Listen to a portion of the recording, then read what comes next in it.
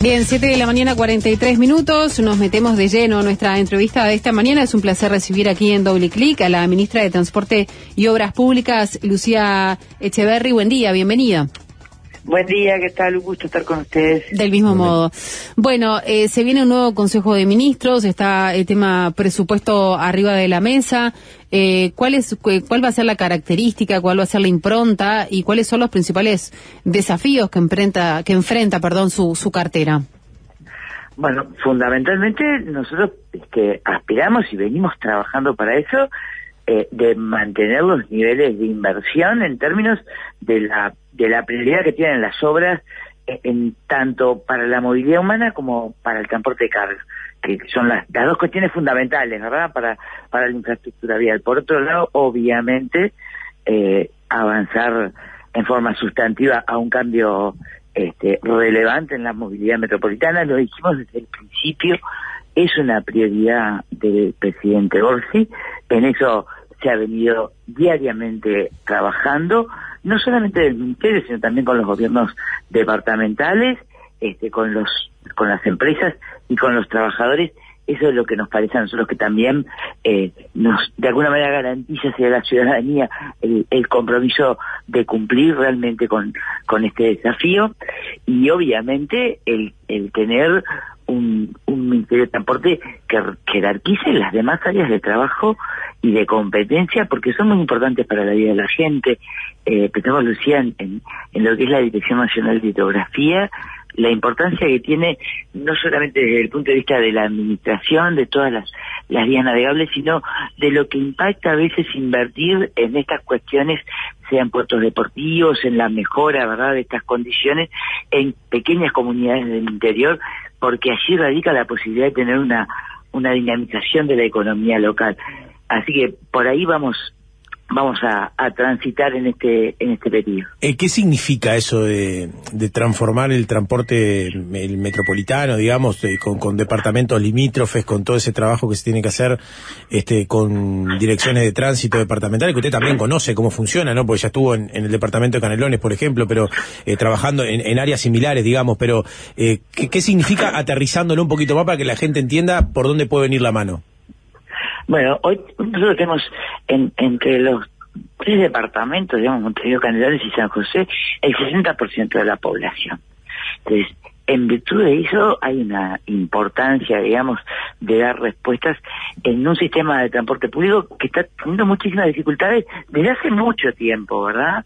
Esto significa que la gente recupere o tenga confianza primero en el transporte público, confianza en términos de seguridad, de calidad, de frecuencia, pero particularmente de tiempo de viaje, que efectivamente se le va a garantizar un menor tiempo de viaje desde que sale de su casa hasta que llega al destino. Y para eso implica, obviamente, modificaciones importantes que tienen que ver con cómo se toman las decisiones y cómo es la gobernanza del sistema de transporte, y esto fundamentalmente porque hay cuestiones que son de competencia estricta y que toman las decisiones y le corresponde a los gobiernos departamentales, ¿verdad?, lo que tiene que ver con todo el transporte urbano, y en otras áreas que tiene que ver, por ejemplo, con el transporte suburbano, interdepartamental, es el Ministerio de Transporte. Bueno, acá habrá que generar un mecanismo de acuerdo y de gestión, sobre todo, de los cambios mirados como sistema. Y por supuesto en el financiamiento. Hay una dificultad muy importante que tiene el transporte, que tiene que ver con el ingreso. Y eso con la pérdida de boletos, con la pérdida de pasajeros que se ha mantenido, venía desde hace muchos años, pero particularmente posterior a la pandemia no se ha podido recuperar. ¿Y por qué no se ha podido recuperar? ¿Qué diagnóstico ha hecho en este corto tiempo que lleva al frente de la cartera? Ahí hay mucho diagnóstico, Nico, ya elaborado, no solamente que hemos tratado nosotros de profundizar ahora, sino que ya venía siendo un planteo tanto de los gobiernos departamentales como de los propios actores directos del sector, trabajadores y empresarios. Hay una pérdida de ingreso, hay una pérdida de pasajeros. Esto tiene que ver, por supuesto, con cuestiones de mejor condición de acceso a vehículos particulares.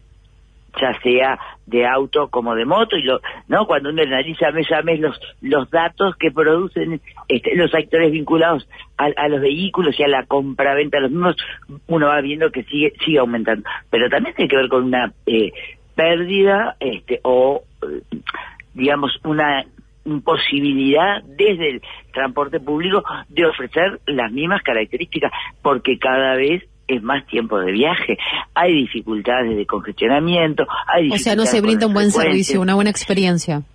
Yo creo que está muy condicionado, ¿verdad? Es una cosa bastante interdependiente una situación de otra. Tú cada vez que la medida que tenés cada vez más vehículos particulares, un poco por justamente la cantidad de tiempo que te lleva el transporte público, pero eso hace que cada vez sea más difícil circular en las ciudades, ¿verdad? Entonces, ahí vas empezando a tener un círculo de reproducción de situaciones que no están colaborando para poder efectivamente resolver la situación del transporte público. Por eso nosotros decimos, bueno, el poder abordar ahora una propuesta sistémica que aborde la gobernanza, que aborde el financiamiento, que aborde la calidad, la frecuencia, es una mirada realmente que va a producir cambios. Y por otro lado, obviamente, al avanzar en estas situaciones y con los estudios técnicos que se están haciendo, la toma de decisiones sobre qué obras y qué tecnología eventualmente va a poder dar respuesta a las definiciones que se vayan tomando. Uno me pregunto, escuchándola, si será posible, ¿no? O si es muy... no sé, sí, porque tengo la sensación de que hace unas cuantas administraciones que no se viene escuchando esto de que se tiene que dar un cambio importante, ¿no? El tema es que no quede en la idea, en el papel, y no logre eso después trasladarse a los hechos. Bueno, nosotros estamos haciendo lo que entendemos en este momento podemos hacer para que se concrete absolutamente lo que estamos planteando. Para eso hemos tenido reuniones, obviamente, para nivelar información y para establecer los hitos que entendemos tenemos que ir cumpliendo hacia la posibilidad de concretar esto con los empresarios, con los trabajadores y por supuesto con los gobiernos departamentales, que tuvimos por ahí también oportunidad de tener intercambios con los gobiernos departamentales y las autoridades vigentes, también con los electos.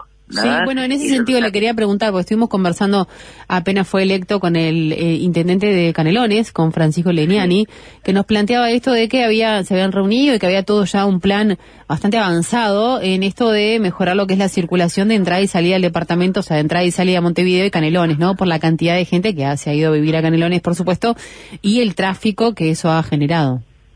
Exacto, y ahí ya esos son parte de varios estudios técnicos. Nosotros en este momento tenemos 5 consultorías contratadas, estoy diciendo fundamentalmente con aportes de cooperación técnica de estudios que se están haciendo a nivel de algunas áreas del departamento, tanto de Canelones como de Montevideo, sobre todo donde hay los mayores niveles de congestionamiento, ¿verdad?, en el tránsito, los puntos más críticos.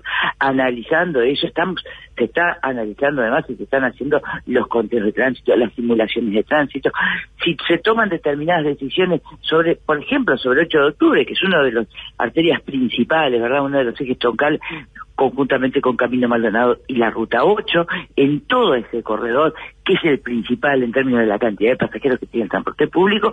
Bueno, ¿cuáles son las obras que se necesitan para darle prioridad en la circulación al ómnibus, que efectivamente permita resolver y mejorar los tiempos? ¿Qué calles eventualmente se podrían ver más congestionadas o más exigidas con el vehículo particular? ¿Qué tipo de obras requerirían? Toda la red semafórica que tiene que estar alineada y donde hay que mejorarla para que también disminuya y favorezca los tiempos, la reducción de tiempos de viaje para el transporte público. Todas esas cuestiones hoy ¿Es posible un nuevo medio de transporte, pensando en conectar Montevideo con Canelones? Es posible un nuevo medio de transporte, y de hecho hay varios planteos sobre la mesa que dependerá, Lucía, cuál sea las decisiones que se vayan tomando en las otras áreas, ¿verdad? Porque obviamente hay necesidad de generar una circulación preferencial, sí, para el ómnibus. Hay puntos de la ciudad de Montevideo que son muy complejos para eso, y por eso se están analizando cuáles serían las opciones. Si es aéreo, si es subterráneo, y si fuera así, obviamente la tecnología va a estar condicionada por ese tipo de decisiones, ¿no? Lo que obviamente tiene que ser, desde el punto de vista de lo que viene apostando fuertemente el país, en el marco de que sean energías más amigables, ¿verdad? Desde el punto de vista ambiental. Echeverri, no quiero terminar, porque estamos en los minutos finales, sin consultarle por la situación puntualmente de algunas empresas, ¿no? El tema de COPSA, que ya es recurrente, no es de este periodo, no es del periodo pasado, es algo que se arrastra ya desde hace, me atrevo a decir, un par de décadas, ¿no? Con situaciones bastante complejas desde el punto de vista económico de la empresa para con sus funcionarios. Han tenido reuniones en este último tiempo, hubo hace muy pocos días también alguna situación de los trabajadores, algún reclamo del Ministerio de Trabajo y demás. ¿Cómo lo visualiza usted, teniendo en cuenta que es una empresa muy importante para el área metropolitana, que también nuclea un montón de trabajadores y que sin embargo está ahí cada pocos meses en situación crítica? Sí, es real, es una situación además que viene, como tú decís, de hace mucho tiempo. Ahora, a nosotros nos preocupa y nos ocupa mucho la situación de COPSA, es la más compleja, sin lugar a dudas, pero también es verdad que hay una situación difícil para muchísimas de las empresas, ¿no? Sobre todo en el área suburbana, por una cuestión además de la cantidad de gente que se moviliza, ¿no es cierto?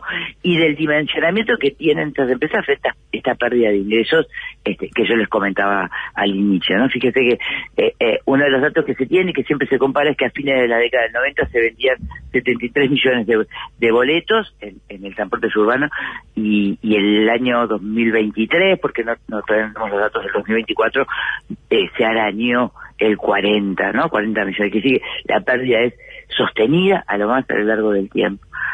Para eso nosotros no solamente hemos tenido reuniones con COPSA, lo hemos tenido con la Cámara del Transporte, lo hemos tenido con las empresas por separado, con lo mismo con los trabajadores, y la apuesta es que justamente en el avance de las necesidades de cambio que tiene el sistema de financiamiento del transporte público en general, nosotros entendemos que allí van a haber obviamente posibilidades de sustentabilidad para todas las empresas, incluida COPSA. Las modificaciones, los cambios en el sistema de movilidad metropolitana es con los trabajadores por dentro, y eso implica también, por supuesto, a los trabajadores de COPSA. Muy bien, ministra de Transporte y Obras Públicas, Lucía Echeverri, le agradecemos estos minutos con Doble Clic. Al contrario, muchas gracias. Gracias, buena jornada. Conducción: Lucía Brocal, Nico Vidriola. Doble Clic. Nico Vidriola. Doble Clic. Nico Vidriola.